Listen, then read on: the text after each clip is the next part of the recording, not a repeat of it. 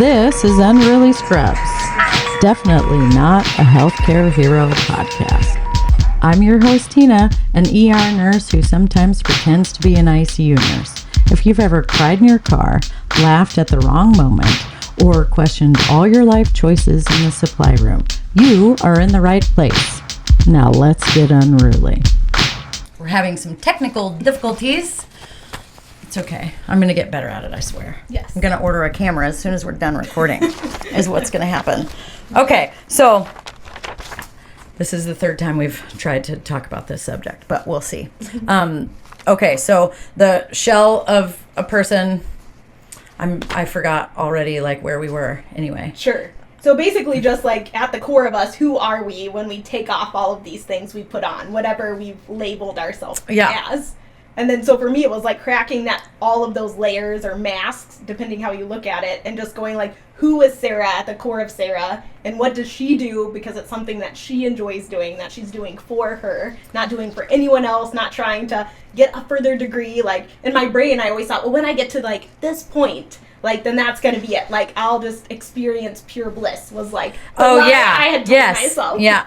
Okay. And then it was like I would searching for happiness and things and goals and accomplishments and having a house and getting married, having kids. Absolutely. Well, I think that's something everyone can resonate with, especially mothers, because we oftentimes put ourselves on the back burners and we pour all of our energy and all of our stuff into the people around us, the people we love and care about. Our husbands, our children. And it comes from a beautiful place. Absolutely. Like, absolutely. But I don't think that anybody, like even our mothers probably, like nobody was taught, hey, you have to take care of you. And if your cup is empty, you have nothing to pour into anybody else. You're not offering anything to anybody. No, at that point, you're just surviving. Yeah. and that's just giving them the little straws that are left. That's not healthy at all. It's not sustainable. That's a great word. Yeah. So seeing yourself and what you're doing. Like, am I just doing it to do the thing because it's what I thought I wanted to do, which is really beautiful. Like sometimes, like we want to do something because it's something we've always desired, but we can change our mind. We can be in the midst of it and be like, it's not what I signed up for. Right. And so I think just taking power in that we ultimately have the power to choose and to choose what matters in our life, whether it's finances, whether it's schedule, whether it's like, I really fucking love this job and I'm not getting good pay, but I love it freaking much. And I'm going to sacrifice because it feels and then I think too, like knowing our worth, like we're worth getting paid well for what we do. And I think it's a conversation people don't like to talk about, but like money matters too. Like we live in a society where like that's something I weigh into things when I choose a job. Yeah, because you have to, essentially to survive and live, you have to have money. And we work to live, not live to work. And I think that's hard for people sometimes too. Yes. And especially in the times we're at right now. Oh, yeah. The world could end tomorrow. But anyway, so this I'd like to ask you some questions now about, just because like I am not a woo-woo type of person. But you like woo-woo friends. I do love the woo-woo people. But okay, so I'm going to try to say this without offending anybody, but like I don't believe that carrying around a rock is going to change my life or like whatever. I do, however, believe that I'm solar powered. I believe that sunshine, I need that to live. Vitamin D is the best source of vitamin D. All kinds of Ds that I love. You sound like my husband right now. Like I believe that my mood shifts when the temperature changes and I'm outside to when I can be outside without shoes. I think there's some sort of real thing with being grounded and your energy and all of the, I do believe in some of the things. So I would like you to make me a believer in some of the things, or maybe just explain it in a way in which it resonates or makes sense to the simple-minded folk like myself. So it's really interesting, kind of my like evolution over time. So if like you would have first met me as a nurse, I was like a totally different person than 4 years later when I came here. And like I would have never explored some of the things I explored just because of how I was raised and like in the religion I was raised in. Like it was literally some of the stuff I do now would be considered like witchy to some degree. And I like to consider it as me being like a mystic, just like finding oneness within myself and then oneness with the power that holds me. Yeah. Like the divine.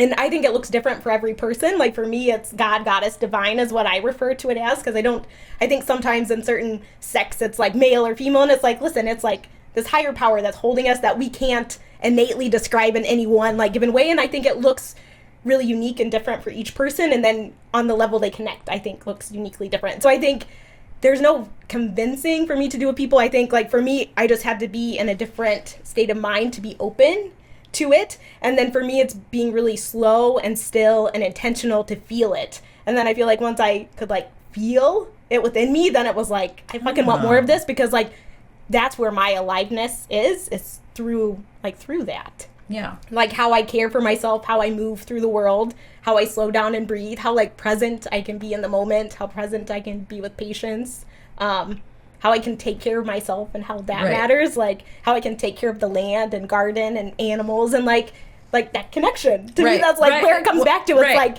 where is that connection? So translate this in a way that is layman's for people, like regulating your nervous system. What does that actually mean? Well, so I guess I can share what it means for me. I think it means for different things for different people. I don't like to look at my nervous system as something that needs like, I guess when I hear the term regulating your nervous system, it sounds like it's a problem to be fixed. And maybe that's not how some people interpret it.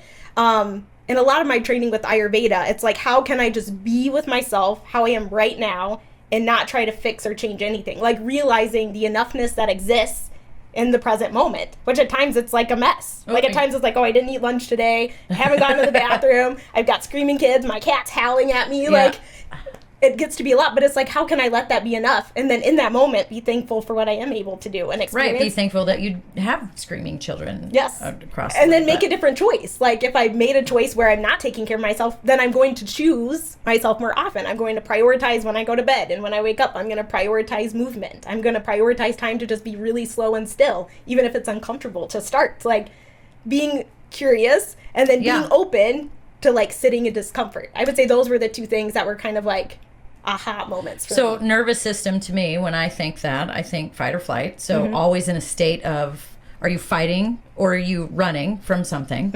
And I think lots of us, even people that aren't in healthcare, find themselves in this state. Where society asks us to live in this state. Yeah, because it's almost like beautified or like we're asked to be a machine instead of a human being.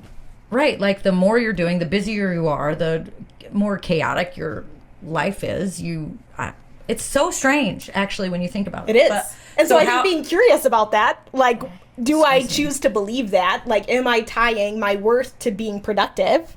And some people do, but being curious about that, like, am I really tying my worth to that? I have a complete mood shift if I've had a day where I am completely unproductive, although I need it sometimes, there are days where I feel like a piece of shit because I didn't do nothing all day. And it's really interesting how the body works, and I want to say the theory is the polyvagal theory, but you kind of have this range. And if we're in this like fight or flight response for so long, the body will naturally drop you into this depressed state, because if you don't have this slow down, you'll die if you stay up here. So it's your body keeping you safe. Which brings me to... listen to your body. Yes. Like it's... And then what does that mean? And I wrote next to this, I think this is true, but it's very hard. Yes. So when earlier you talked about you were having migraines and you were having this weird... I think this, for me, this looks like insomnia. I don't have a problem staying asleep or going to sleep. It's staying asleep. When I'm really stressed, I am awake from 2 to whatever time.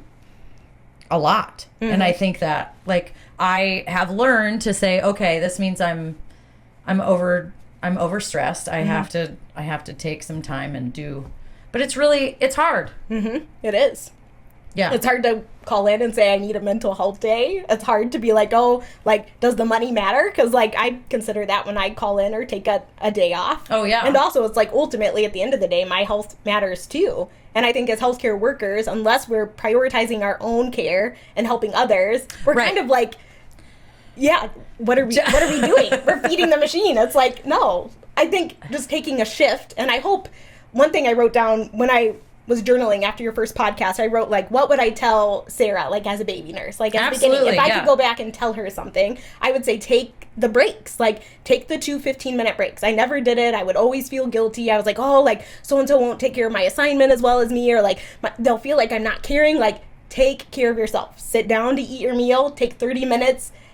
Have it be uninterrupted. I hope that jobs will allow that to happen, like to have somebody either relieving lunches or like covering that allows that space, because otherwise a 12-hour shift's a long time. And then if not going to the bathroom, not walking, not stepping out to just breathe, because some shifts are so rough, hard. Yeah. Like I have some shifts I had nightmares after, like they were just horrible, but I didn't take those breaks. So then I was constantly in this fight or flight. And then for me, it was like, I would either busy myself when I got home, like cleaning and tidying and staying up late to distract myself. Yeah. I'd veg out watching TV, or it was like, oh, I'm going to have a drink to take the edge off. And then. Right. And then what does that lead into? And like, I think in moderation, for some people, it can be fine. One thing I learned about myself is it does affect my sleep. It does affect my mood. And so 2 months ago, I gave up alcohol. I don't know if you noticed, but I wasn't drinking. But no, because I was, unfortunately.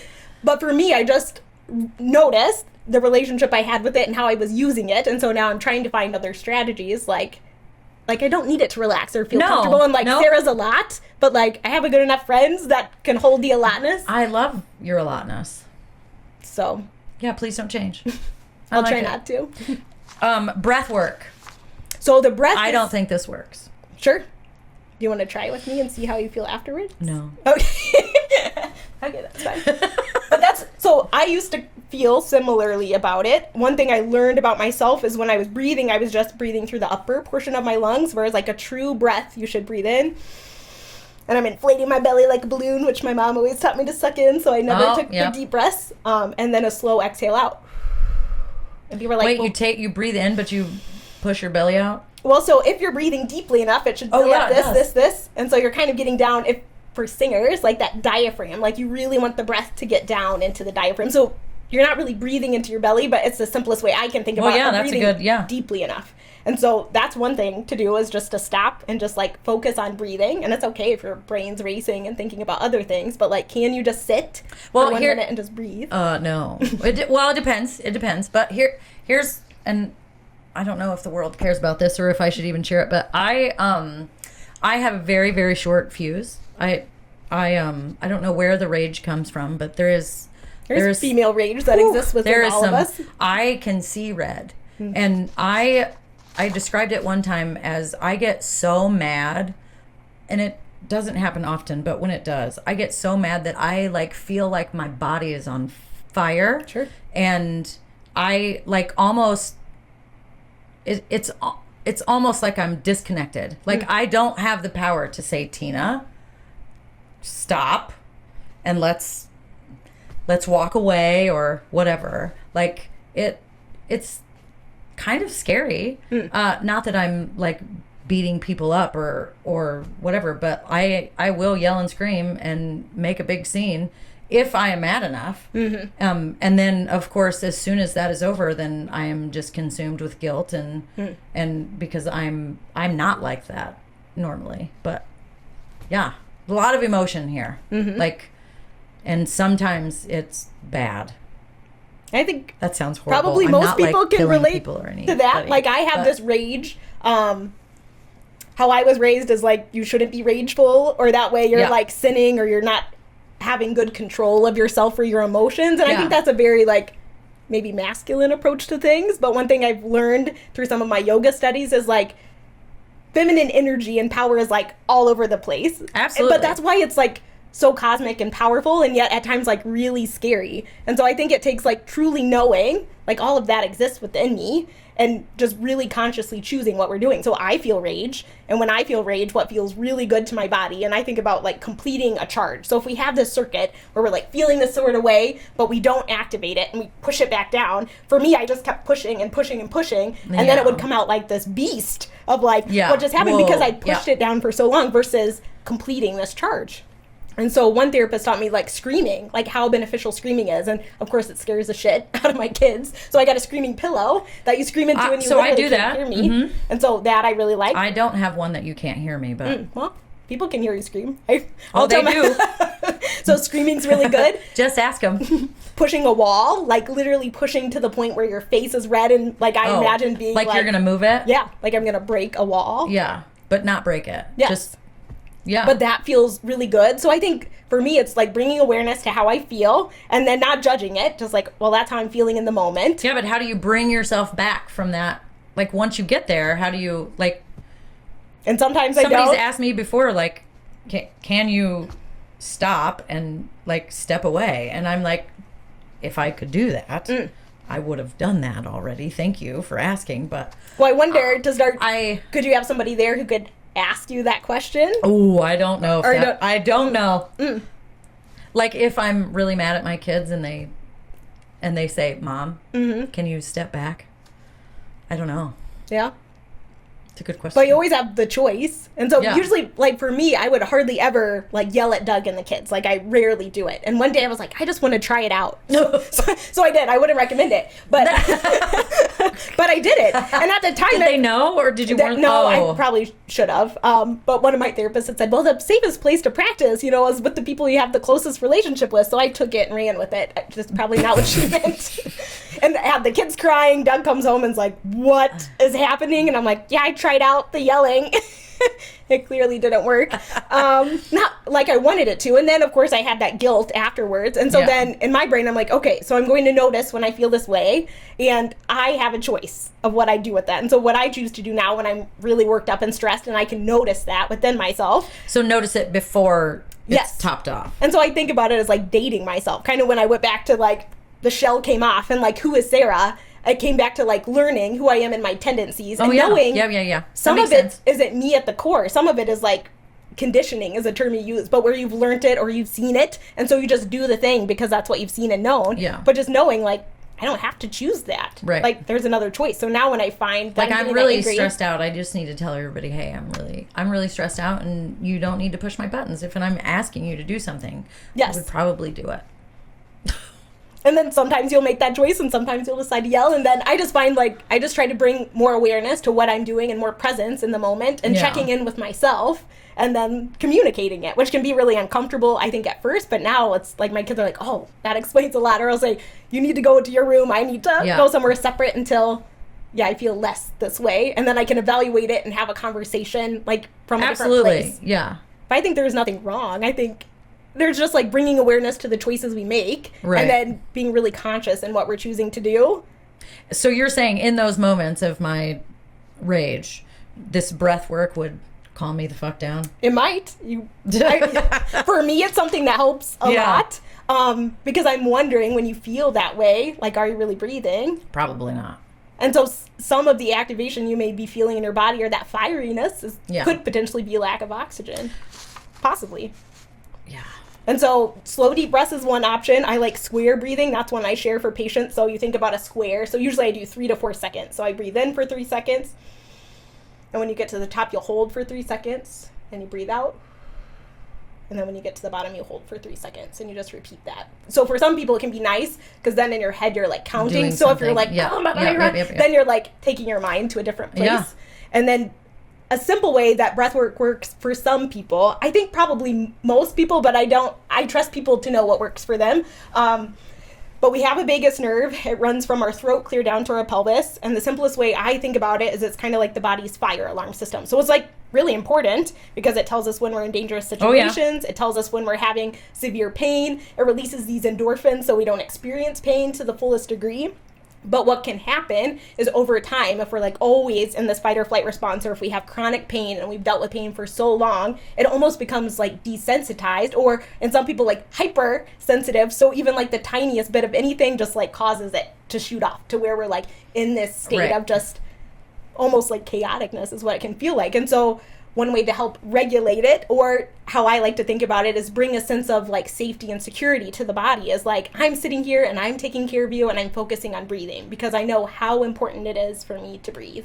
And I just think about the breath as like giving me life. Like, what's the first thing we do when we're born? True. We take a breath, and what's the last thing we do when we leave? Take a breath. The breath. Yeah. So like, I do think there's something like really profound about the breath. Yeah, that's okay. I'll take that. So that's my thought on the breath. Yeah, I like that. And try it out and let me know. If it doesn't work for you, I'm going to try. What about protect your energy? So I think it's very stigmatized when people say that. I think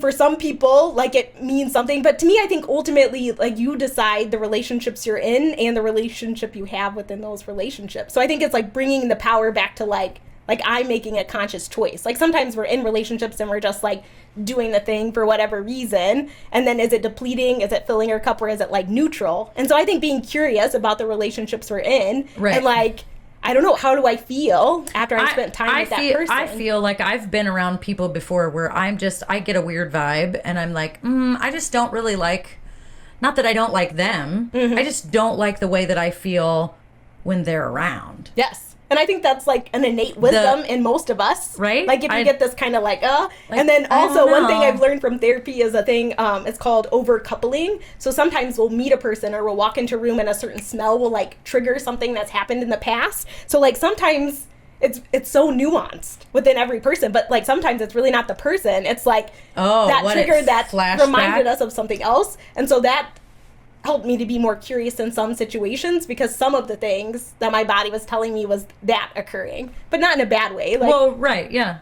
But I think, interesting. I think just bringing curiosity into that, and then like really being conscious and being curious, like, how do I feel? How was that relationship? And in any long-term relationship we're in, whether it's a friendship or a marriage, like, it's not going to be easy. It's not going to be without conflict. So I think to stay in relationship with anyone, like, we have to be open to having conflict and working through it. So I'm glad that you said this thing about being easy, because this bothers me, right? Like if you like, oh, marriage is hard and blah, blah, blah. I wish we would find another term for that. Not that I'm currently not married, but Troy and I have been together a long time, and I don't think either one of us are going anywhere. But I don't think that is hard.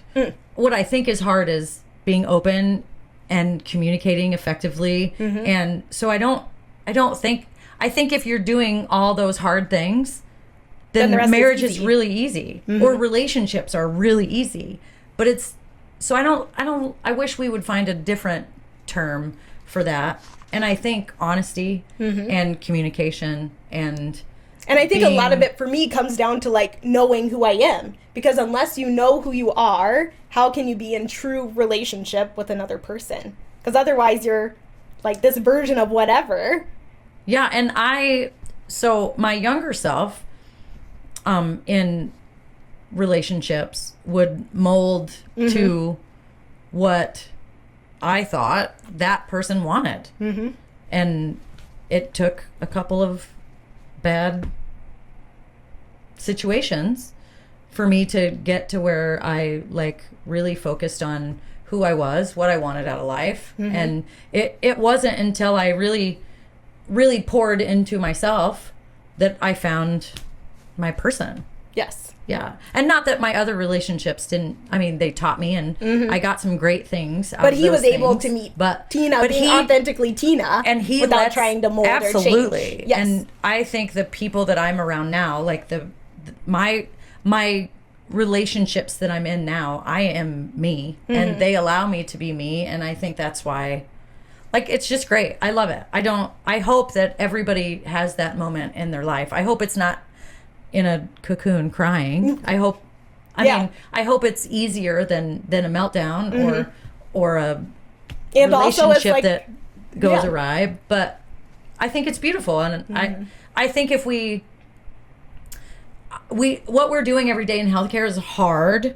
And if we would focus a little bit more on us, I think that would become easier and it wouldn't cause so much damage. And what I think about it, one of my therapists had shared with me and how she kind of explains stuff is our capacity. And like as a woman, our capacity changes depending on what time of the month it is and like what our bodies need. Yeah. And so just knowing like the capacity doesn't always have to be the same every single day. Like it doesn't mean like rock star Tina's out, you know, every day. It's like, no, it's okay to have a day where it's like, it's where I'm not cranky and I don't want to do anything. And just like, how do you take care of yourself in that? And how do you not try to be like, oh, like, why do I have to be having such a bad day? Yeah. Like, no, like, that's how I feel today. I didn't get enough sunlight. I stayed up too late. I had one too many beers to drink, you know?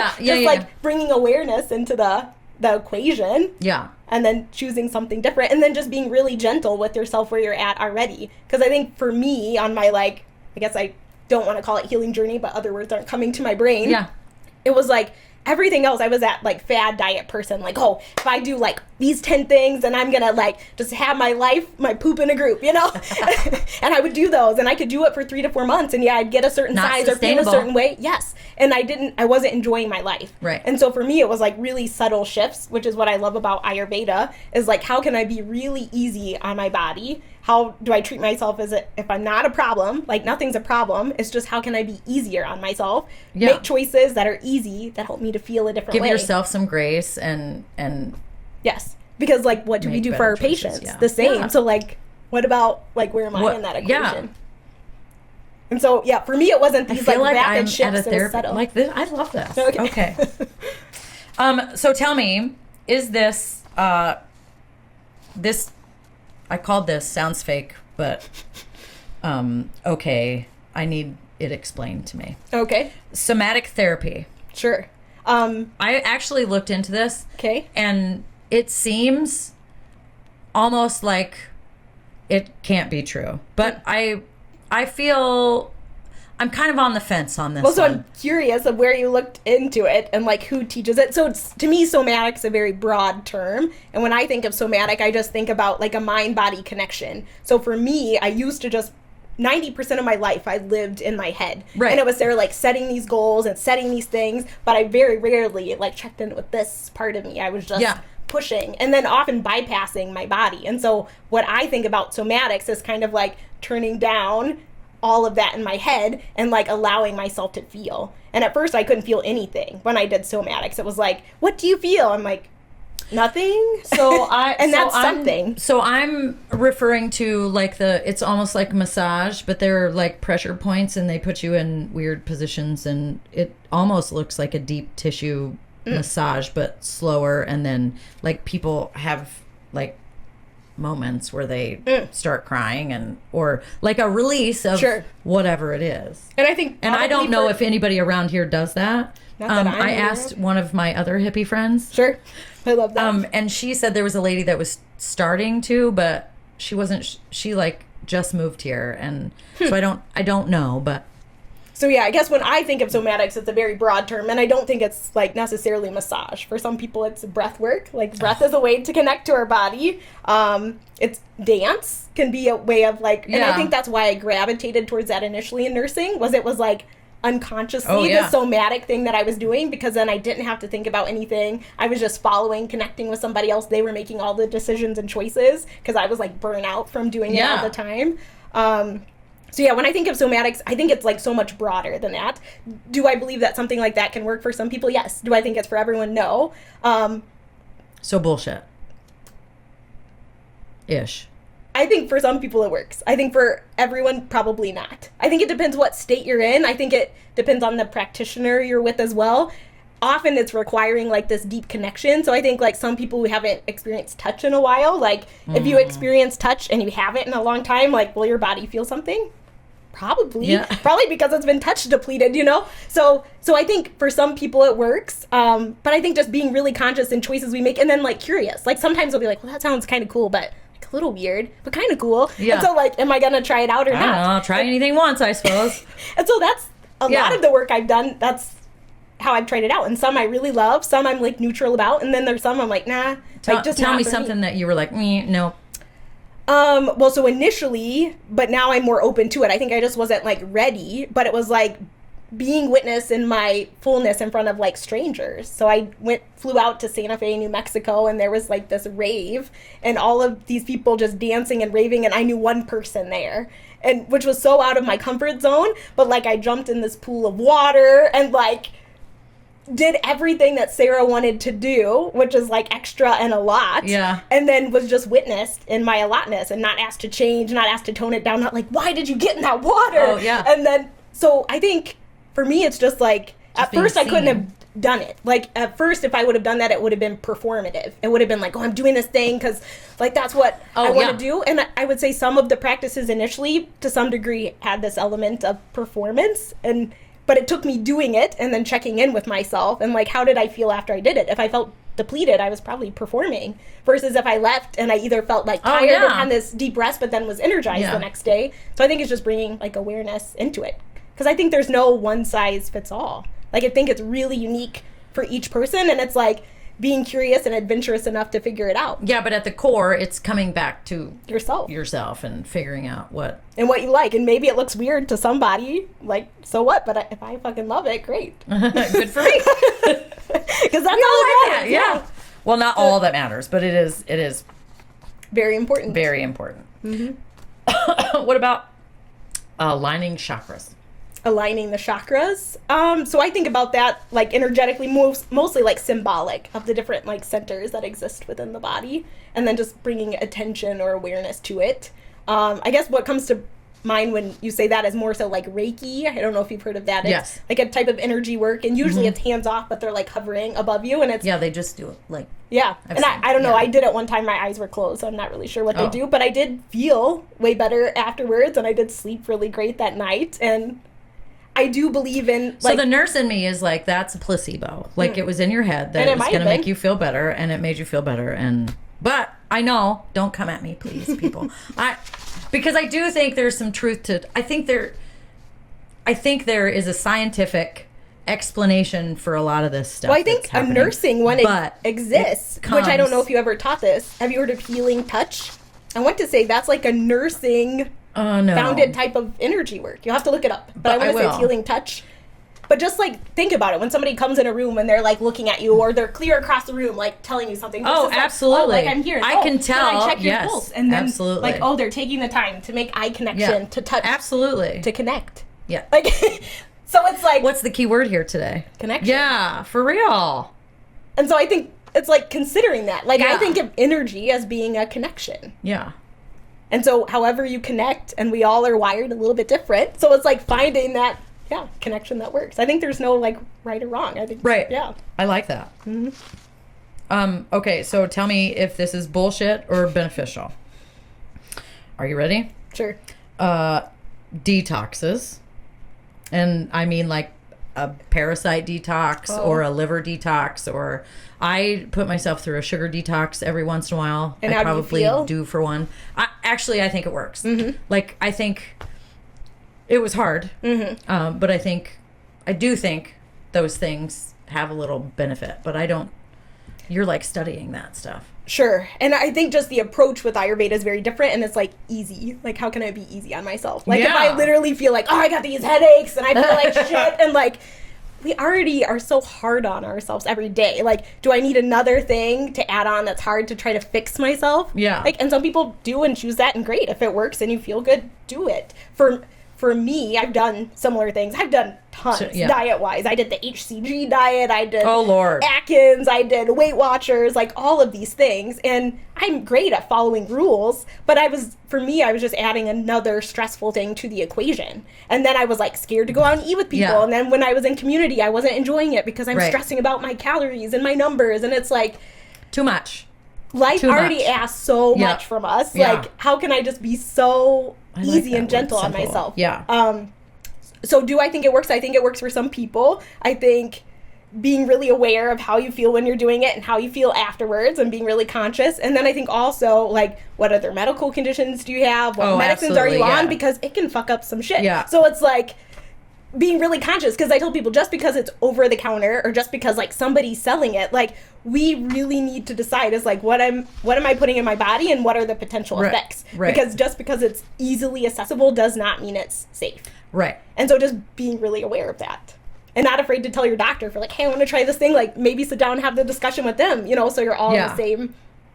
I think I know the answer to this, but how do you feel about natural only mindset? I think it works for some people. Like I do. Like no Western, I'm saying Western, right? That's correct. Like our medical system. Western. Mm-hmm. No. Well, to me, if you have no chronic medical conditions and that's what's getting you by and keeping you healthy, like, yeah, you'll be just fine. I think for me, it's a merge of both. I think it absolutely depends. I'm a big fan of the both. Like I think because like we need ERs when we have these massive emergencies, when we have chronic medical conditions. Like, did you learn any type of diet or any type of holistic interventions when you were in nurse practitioner school? No. Like high blood pressure. Let's talk about people's diets and their sodium intake, and let's see if we can change their diet, and if they're willing to change their lifestyle and diet. They mention it, but I would say the priority focus was medication treatment. Right. And I would say that's been the majority of my experience. I'm really blessed to see a practitioner that doesn't approach things that way. Yeah. But the majority of providers seem to tend towards that because that's what's familiar, that's what's known. And I think what caused me to be curious and like approach it differently or desire to pursue schooling to see it differently was like I was the one with the side effects. So I'm like, I'm taking this pill to help me with this thing, and now I'm experiencing this, and now I'm spending money on it. I may or may not feel any better. Plus I have this added thing. So it's like, is there another way? And so, yes, there is another way. Absolutely. And like for blood pressure, sleep is so important. So it's like, what is my sleep schedule? What am I drinking as far as beverages that could affect blood pressure? So caffeine, like really looking at the diet. Like even tea. Like I know a lot of people don't even think or realize that. Yeah, they're like, oh, I drink this iced tea. And you know, it's better than that. And so I think it's bringing awareness to what we're doing. I think breath work is really important for blood pressure, because if we're holding our breath, our blood pressure is going to go up. And then Ayurveda focuses on transcendental meditation. What does that mean? So you go to classes and learn how to meditate in this way, but it's a really easy way to meditate. The simplest way to think about it is I do it 20 minutes twice a day, and I close my eyes. I'm sitting in a comfortable position. I tend to close my eyes, but I can open them if I need to. And then they assign you a mantra. And so you're repeating this mantra, but not in a forceful way, just in a really easy way. And it'll come and it'll go, and thoughts will come and they'll go. But it's just allowing the body this state of stillness, and then allowing things to come and go without like, oh, I missed the mantra again. So I'm glad you said that, because I have tried to meditate before, and I just got irritated that I wasn't meditating correctly, and that I couldn't stop the thoughts about how I'm probably not doing it right, and that I have 10 million other things to do, but I'm sitting here trying to be one with myself. Yes. Which is really hard. That was my experience when I started, and it was a requirement to go to school, was to learn this meditation. So I learned it, and I'm like, gosh, I don't have time. So then how I eased into it was I used to tell myself I don't have time, but then I'd set a timer for 20 minutes, and I'd try to sit there, but I couldn't close my eyes, and I couldn't do the mantra, but I was just seeing if I could go 20 minutes without being interrupted, because I'm like, nope, if I get interrupted, I fail. I can't do this thing. And then so you have to sit still and be non-interrupted for 20 minutes. Well, so that's what I thought.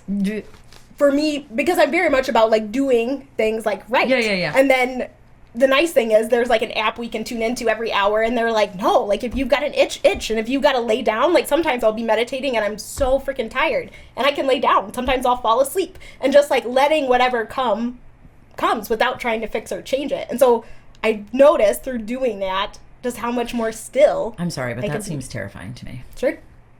It was for me too. And now I fucking love it. Like, and today I was like, oh, what about my afternoon meditation? So I just meditated before I came here. Oh, like, I'm sorry. Ideally, it should be in the afternoon. Yeah. But it's like, no.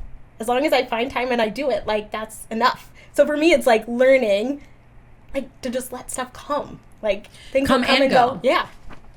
And then can I be okay with it? And some days I'm not.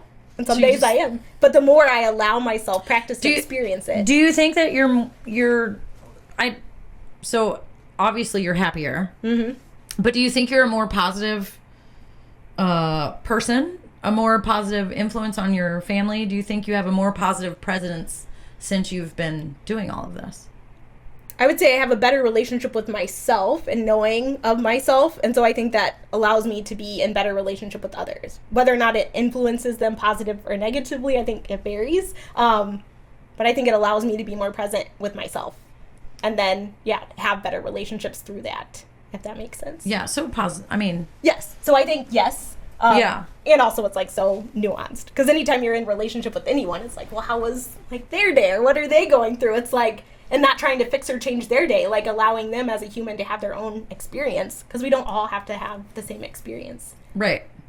And I know, like sometimes I just need to tell somebody something, and I have learned to say, I just need you to hear me. Like I don't need an answer.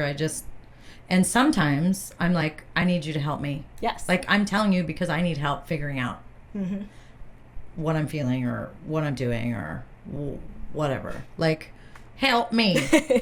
And I think the witnessing is so important, and that's why I love this podcast, because I think it will allow you to witness people and each of their unique experiences. And I hope you like interview people that aren't loving it, and I hope you interview new nurses and older nurses. I'm going to try, but I think honestly, if you want my honest opinion, I think people are waiting to see if I get fired before they're so like fear is a real thing. Yes, it is. I'm trying really hard not to. I love my job. I'd like to keep it. But I do. And I hope in medicine someday they realize the importance of like the people serving and working in these roles, how important being and allowing us to have, like, you can't work us to death. Yes.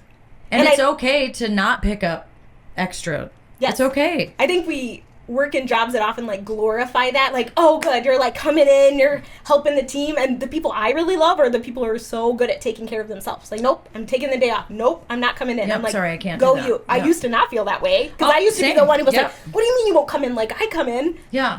I'm trusting them to take care of themselves, and my job is to take care of me. Yeah, I think we'll get there. I actually think this younger generation are doing a better job, because I mean, you're a lot younger than I am, but the way that we were raised, the generation that we came from, hard work ethic and what's the word?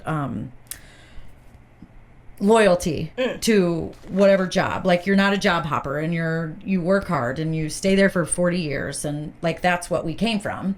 But this young generation, they're like, if you're not doing, if I've been here 2 years and you're not giving me what I need, I'm out. And I think that's fantastic, and I hope they continue to pave the way, man. I think it's important to know your worth. Absolutely. To know what brings you joy, to know your why, and then know ultimately you get to choose if you stay in that relationship. And I look at a job as being in a relationship. Absolutely. And recently there was a gal at work that she was really struggling. It was time for her to...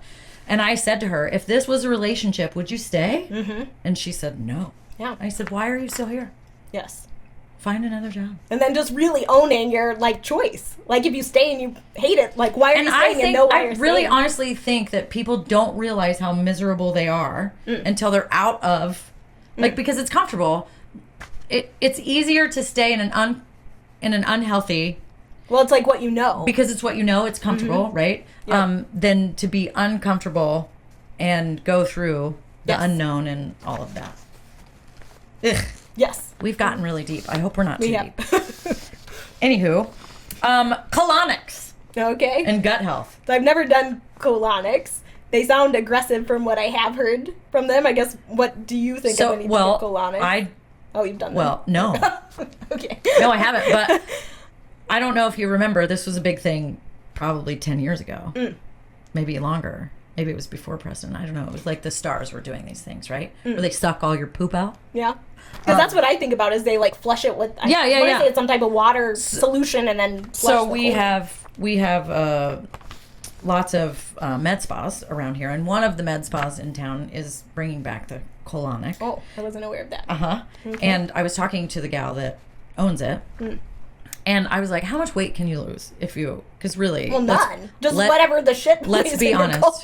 Some of us aren't very regular. And I'm sure that there's a lot of stuff in there built up. Sure. So I said, if you have one of these, how much weight can you lose? Because, I'd like to lose 10 pounds really quickly.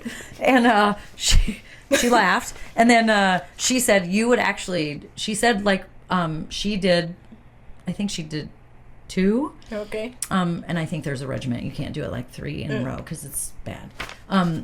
But she lost like 7 pounds. And she said you would die when you see all the things that come out of your gut. I'm interested. I'm sorry. Yeah. I don't know if it's like an FMS. Like, I don't know how they get it out. So I don't either. In Ayurveda, what's it called? Because I wrote it down when you wrote that. Like, I'm not sure I know like exactly what that term means or what it has to do with. But in Ayurveda, they do something that's called basti. And they implant like either... I wrote it down because we haven't learned it yet. Either medicated oils or some type of like herbal decoction, like into the bowels, and it's supposed to be more nourishing and balancing for like the gut microbiome versus like this. Like emptying. Yes. Like cleaning out. Yes. Or flushing, I guess. I do think it's very important to have a bowel movement every day. Like, to me, I think it should be considered like a vital sign, and ideally it should be like in the morning within an hour of waking. Because if not, the body's probably in some state of imbalance. I'm fucked up. And so things that have helped me is like a routine throughout the day, and it sounds crazy. Drink Miralax in my coffee every morning. Yeah, and how's it working for Sorry you? if that's too much information. Does it work? Do you get the kaboom? Most days, but not every day. Sure. But stress on the body, so like impaired sleep will affect it. Oh, yeah. If there's disordered eating. So I think Ayurveda, how it's based, is they really believe that health comes from a good digestive system. So they call digestion the Agni, and you think about it as like a fire. And so think about when you eat a meal or like a fire, if you put 3 or 4 logs on, the fire is going to get like really huge and like really robust. But if like throughout the day you're like, oh, I'm just going to graze and have a snack here, it's like putting 1 log on and then it kind of smolders. And so the body, in order to be in a state of balance, needs regular scheduled eating times and not this sporadic snacking and in between. The biggest meal of the day should be between 10 a.m. and 2 p.m. That's when digestion's the highest. That's when the sun is the highest. So when you think about like how are we energetically connected to the earth and nature, like there is, I believe, some innate connection and some wisdom in the body from that. So I don't remember who used to say this in my childhood, but I used to hear this, and we didn't eat like this. The biggest meal in my house was a dinner. Yeah, mine too. Or supper, or whatever you call it, the last meal of the day. But I remember hearing you should eat like a king in the, like at lunchtime, and a pumper, a peasant, a peasant probably. In the evening. So your biggest meal should be at lunch, like the farmers used to do. Yes, like which is why a lot of them live a long time and overall are mostly healthy. Right? And then I think in other countries, they have like the biggest meal at lunchtime, and then they have like a hour like off. They nap or they have family time or whatever, and then at night they just snack. And then, so I think... So it is like optimal to create a state of balance in the body to eat that way. Is it very different from what we do? Yes. It was a But huge is that shift just for because me. of our culture? I mean... So I believe so. I think that we live in a society that's like tied to productivity, and they feel like the most productive time is during the day, and like we've got to be busy. And I think the demands of what we do ask so much. But I think if we are curious about it and we question why, and then it's a relationship we're in, like, am I going to allow myself to continue to work jobs that aren't allowing me breaks, that aren't allowing me to prioritize my health? Or am I going to choose a job that allows me to take care of me and supports me in that? Listen, I think healthcare is in a real... They're in trouble if we start... But I think this younger generation, I think they're going to do it. I think they're going to think like that. I really do. Which is great. I think they're more connected with themselves, and I think it's... And they've probably seen a generation who wasn't very connected with themselves and was like, I'm not doing that. Working to live versus... Oh, yeah. Did I say that right? Living to work. Living to work instead of, working to live. And they're like, we're not living that way. Yes. And this job is going to give me... Absolutely. I'm here for it. And I hope that the job market, and especially healthcare... Yes. We'll see that shift and... Realizes that. And make some adjustments. But listen, I love 12-hour shifts. I have done them my entire life. And I think they can work very well, but absolutely. Like 30 minutes uninterrupted lunch break, I think should be a must. And I believe 2 And I think you should get off of your unit. Yes. I don't, like our break rooms, it's not enough because people just go right into the break room. Yes. You have and then you're talking about work, and then you're eating unit. while you're talking about work. Like, you let need work to be. Separate yourself from it. I hope that we get there Yes. someday. Anyway, back to the poop. So I think, I don't know, I'm curious to know when you try it out, but I guess for me, I try to be much I don't know if I would gentler. spend the kind of money. I think it's quite, I mean, I don't know how much money it costs, but Sure. you know. I think there's gentler ways to come about having a bowel movement every day and not being constipated. And so for me, No, but I think this is like a form of detox, right? Like the Sure. colonic whatever. I think it's like a reset. Like I think they're saying do this and then and so I guess my question would be, I don't know enough about it, but like, I guess in my brain, I can't think of how it's truly affecting the gut microbiome. To me, I'm thinking it's like cleaning out the stool, but so like the core of health in the gut, in my opinion, is in that gut microbiome. And so it's like, how do I support that? Do you think that we have parasites in there that we need to get rid of? Because this is a big thing that I've gone down a few rabbit holes, and I even I should go get it. I'm going to go get it. Hold on. I went down a rabbit hole about parasites. Okay. And, you know, I don't want parasites, and I don't want it to What be makes you think affecting you my. have them? Well, I don't know. Oh, okay. You know, I can't really answer that just because I don't want them in there if it's messing with Sure. my body and things. So I bought this, and you're supposed to take these every day, and then it'll flush out the whatever. But it's natural. But what is it? Oregano that's in here? Yeah, that's what it says. Oil. So of let me oregano. tell you, have But you what is ever this taken flaxseed oil? That I don't know. have you ever taken fish oil Yeah. and the burps? So that means it's Oregano a poor quality. Oregano burps will make you throw up. For me, anyway. I did Well- this 2 days and I couldn't handle it anymore. Well, then is it really staying in the capsule? That would be my question. Like, Well, I don't know, but this thing is not a sponsor, and I think I was. but one thing with herbal is like huge is like the quality of what you get. So there is like some regulation on this stuff, but it's relatively minimal. And then to me, from the labeling, it looks to be okay because it does talk about like the concentration and I know it the sucked me amount right and, in. It seemed like it was going to be good, but I couldn't do it. Mm-hmm. You can take one home if you want. I'll probably I have. have. But I like gentler things. So one thing to help regulate the bowels from like what you're consuming. So cold beverages can be really irritating to the gut. I don't drink those. It causes but it causes vasoconstriction. So like ice water. I don't know if you're an ice water drinker. I don't like You're ice. I like room temperature water, actually. So that's good for you. Yeah. You could drink hotter or warmer water. That can be really cleansing. I tried and good. lemon water for a long time. Okay. Like in the morning, I would have I would take it to bed with me, and then it would just sit on it. And then when I would get up, I would chug lemon water in the morning. I've tried lots of things. Did that work or no? The lemon water. Did you do it every day? For a while. Mm-hmm. And then a GI doctor told me just to take Miralax. So that's Sure. what, But you that's can what do I've that been too. doing. I say if it works. Every day in my coffee. Miralax and collagen. I And like to the drink- doctors at work, because I take a little baggie to work, they laugh at drugs, me. yeah. And they ask me all the time. And I'm like, you got to keep the joints loose and the joints and the bowels loose. Little too much information for Tina, but anywho. But yeah, constipation is a sign of, from an Ayurvedic standpoint, Vata imbalance. So it's just like the body is striving for more like structure and routine, whether it's That makes sense. whether it's in sleep or eating. That checks. Yeah. But listen, sleep has always been really important to me. Not that I can do it because I can't sleep sometimes when I'm stressed out, but I don't have, it has to be dark and cold and silent Which is where I sleep. a great sleeping environment. And since I've started that, it's been a long, long time now, but I'm a big fan of I think sleep is one of the best things that you could do for yourself. It allows for the Like- body to truly Yeah. rest, and that's when restoration occurs. Yeah, that's when, absolutely. Like, neuroplasticity Cell- is better. Like if we're Yeah. always in this busy go, the body can't heal. And it has this innate wisdom to heal itself if we allow it to. I believe in Yeah. that. I don't know if you necessarily need like a full 8 hours, but I think it varies from person to person.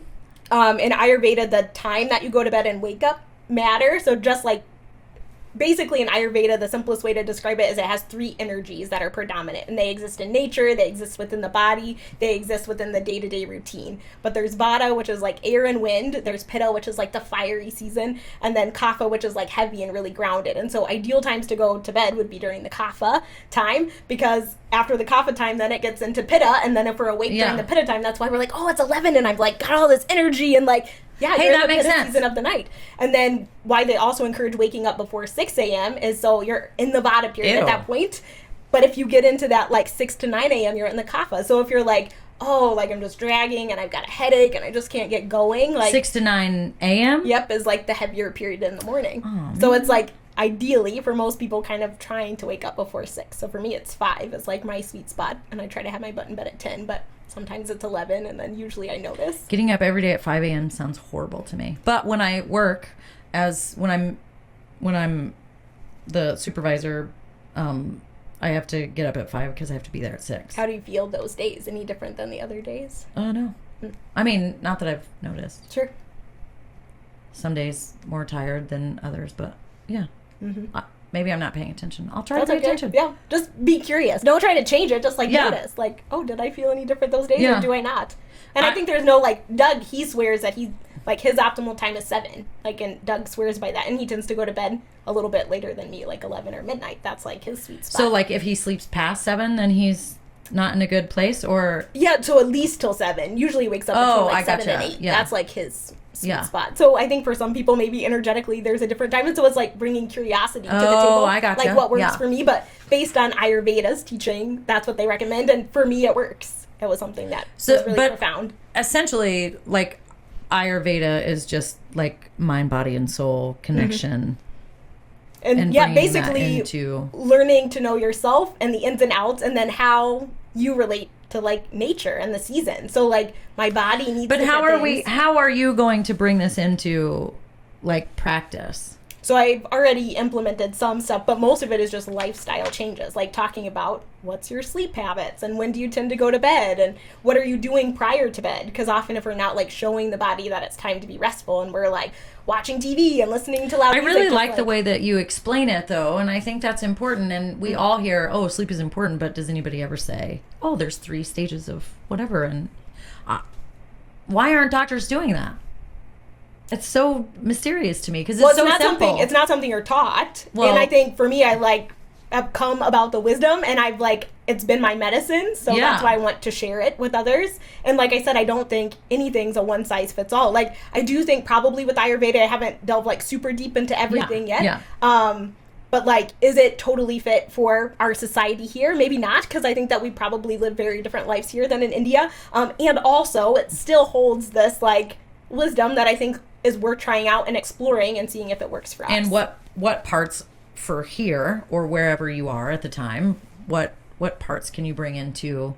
But a lot is routine, like routine and structure, because the body, that's like how we're showing like it is safe. To me. That's how we're showing our body, like you're safe. I don't like I'm taking care of you. And then choose. Sounds like torture to me. And so jail. Sure, it's a very different way of living and a very different way of moving. And also, could you feel differently if you move that way? Maybe. So for me, I just try to be curious. What if a routine really just meant, like, I'm going to get up at this time. Mm-hmm. From this time to this time, I'm going to focus on blah, blah, blah. Sure. It doesn't have to be, I wake up and I have my whole day planned. Or does it?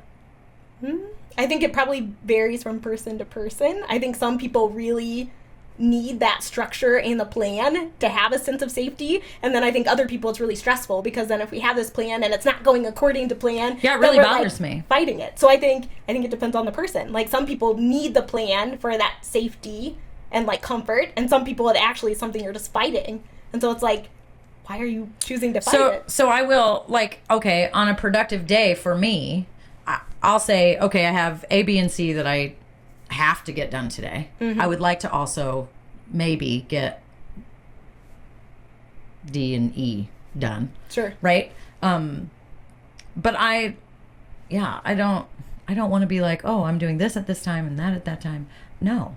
I think flexibility is really nice, and then I think it's easier on ourselves if we can be flexible. But I think some people, depending how they take the flexibility. Yeah, I am not a type A.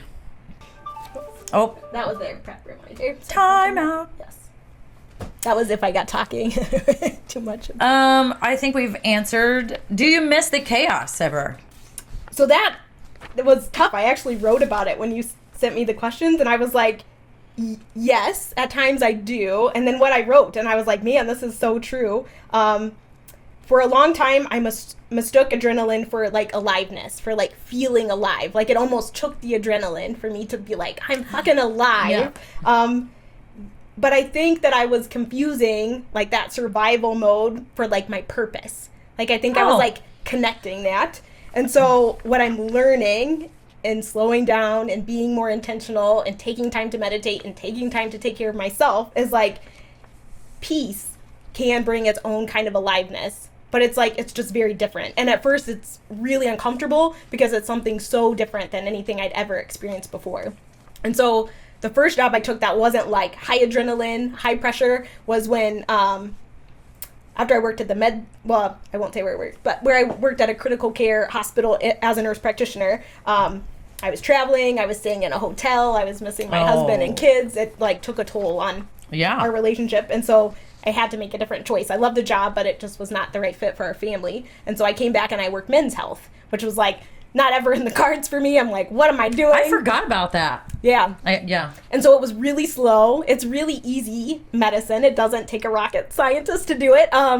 But it really allowed me to slow down and connect with patients, to take the time to listen, to talk about lifestyle things like, testosterone will help your energy and mood, and also like what are choices you can make in your life to do it naturally. Like we can give you exogenous testosterone, that's one option, and also what else could you potentially do? And like empowering them that you ultimately have control over your own health. Like I can give you something to help, but it's not. But you're the one that has to take off with it. Yes. Yeah. Like it's a tool, but it's not the cure. Right. And so I think it was so good, but it was such an uncomfortable job. And then I had fear of like how I'd be perceived as far as like, what do you do? Like men's health and like, I don't know. I had done so many like high stress like jobs that I was like, I did that job. Yeah, like you have a cape. Yes. Yeah. And then it was like I did this job and it was like, where is the cape? And then, but it allowed me to know myself better and to realize for me to be worthy and to enjoy what I do, I don't have to have a cape. Yeah. Like it's really my medicine is in the connection and having time, and it's actually in like being really slow, even though I talk really fast. But like my medicine is like being really slow and really present. It's a trip, man. It is. Yeah. I love that though. And so I do miss it. It does and make also sense. the peace helps provide this deeper connection to myself and with others that I like. Love. So much aliveness comes from that. And now I see different. Yeah. Yeah, it's a different kind of high. Like, am I striving for this, like, or am I striving for this, like, oh, look, it's like, state? Yes. I like that. Yeah. Instead of the fucking roller coaster, man. Mm-hmm. Somebody, I was telling somebody recently that I was on a roller coaster of, life, and they said, "Don't worry, you'll learn how to coast eventually." And I was like, at first I was like, what the fuck does that mean? Right? And then I was like, oh, I like that. Like I have to learn how to just be okay with the coasting, not the highs and the fucking lows. For me, it's less of a coasting and more of a surrender. Like I literally almost have to give up so much control. Like, because I really love to control a lot of things, or like to think that I'm in control. But like when I really sat with myself, I'm really not in control. Like I used to think like I'm making such a difference and I'm having such an effect on all these people's lives, and it's like it's really not me. The only thing we can control is us. Ourselves. Yeah. And then also like turning the page and going, and I'm trusting them to take care of themselves. Like I'll not give trying them to, the tools. Right. Or offer them and they figure out what works for them. Yeah, and everybody has choices, and But I'm not trying to fix or change them. I'm that's just trying really to hard. come alongside I think them. as a healthcare, when you start nursing, I don't know about you, but when I started nursing, I wanted to save the world, and that was my purpose. Yep. Like that was my goal. I'm going to save the world in my brain. Sure. And then that slowly was like, well, I have saved a few lives, but probably not saving the world. And there's a lot of people that don't care. And that was really hard. But I think. And sometimes I wonder if that, like, sometimes when I reflect on it, I'm like, I'm not sure that they don't care. I just wonder if they've been so, like, almost disempowered to some degree. Like, we're not saying, like, you are in control. Oh, yeah, that makes sense. How you think and how you move versus, like, no, take this pill, do this thing, it'll fix you. Yes. And there is no easy fix. Society wants instant gratification for almost everything. And I think it's fantastic that you have embraced this way of Ayurveda.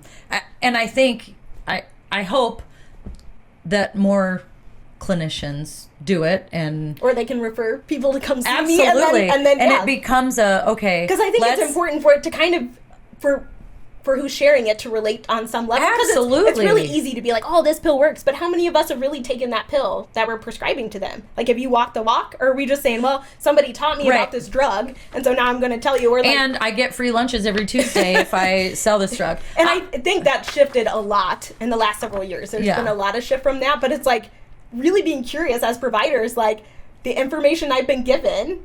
Like, do I believe in it, or what bias potentially exists? Because when you look at narcotics and that epidemic, like, where did that start? I think originally it came from a really good place. Right. But I think a lot of people were potentially hiding things that they knew and not being transparent and wanted this success or money and then got caught up in this thing, and how many lives were affected. A lot.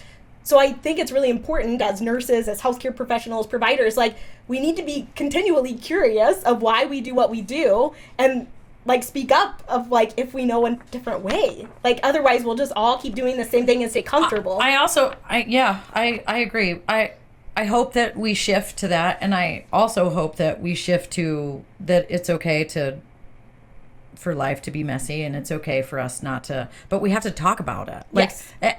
And we have to feel safe in talking about it. Like, we have to feel safe in saying, like, I'm calling in sick today, but today's a mental health day. Like, or not even having to say why I'm not coming in. Like, them just trusting me that I'm taking care of myself today, and, like, I need this. Well, they recently, within the last year at work, they're like, okay, retention, like what? Okay. And I'm like, well, the problem is you guys are so worried about getting new people that the people that have been here for 10 years, I don't know why you're not giving. So one thing I think would be helpful is if you've been there 5 years, you get 2 days, whatever they decide, to just say, I'm not sick, and I'm taking a day, and it's nice outside. I'm going to the water park with my kids. Yes. Yep. Like, so I don't have to be worried about somebody seeing me and me losing my job, but that's a benefit for me have been here for so long. And getting to choose. I'm not coming today. Yeah.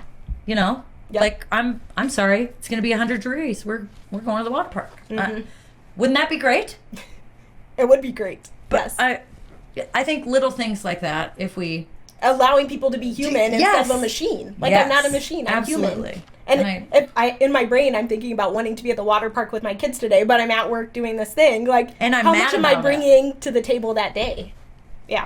So and I think I'm making everybody around me, because the bad seed or the grumpy person, unless you have somebody that's like, no, we're not doing that today, we're going to be happy, it changes everybody's mood. Yeah. And I think having flexibility with your job really matters. I think that's where having like a float pool is really nice. So then if somebody does that, you have the support and are not leaving people short, and then having that guilt or people being mad at you because you're choosing to take care of yourself. It's like, it's really beautiful. Like, really honoring that. I really hope we get there someday. Yes. Like, really. Yeah. I think we can do it, people. We can.